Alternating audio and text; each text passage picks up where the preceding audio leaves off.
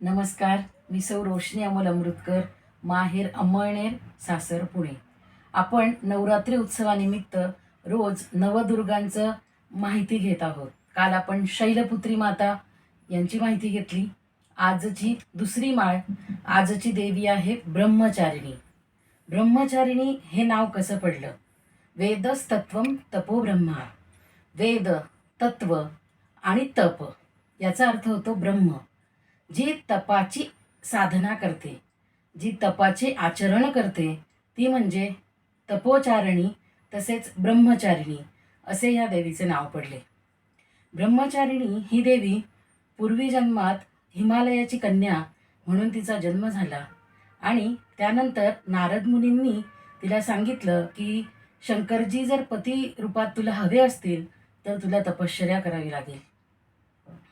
ब्रह्मचारिणी खूप तपश्चर्या करते.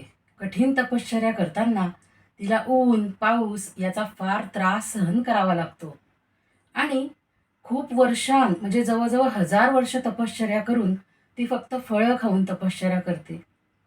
अनेक वर्ष ती फक्त पिकलेल्या पानं, खाली पडलेली पानं, बेलाची पानं असं खाऊन तपश्चर्या करते आणि काही काळानंतर पानं खाणं बंद केल्याने तिला अपर्णा असे सुद्धा नाव पडते.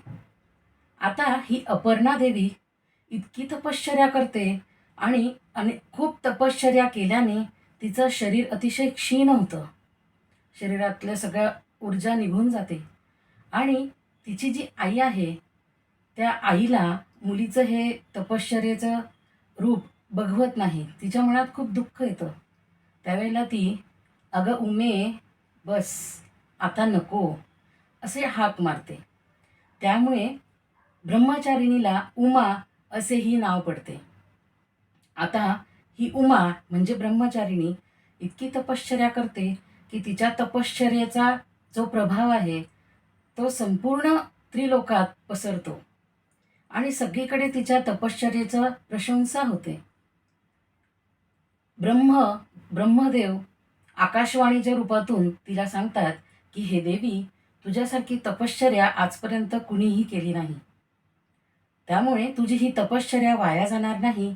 तुझी जी इच्छा आहे, आकांक्षा आहे ती लवकरच पूर्ण होईल.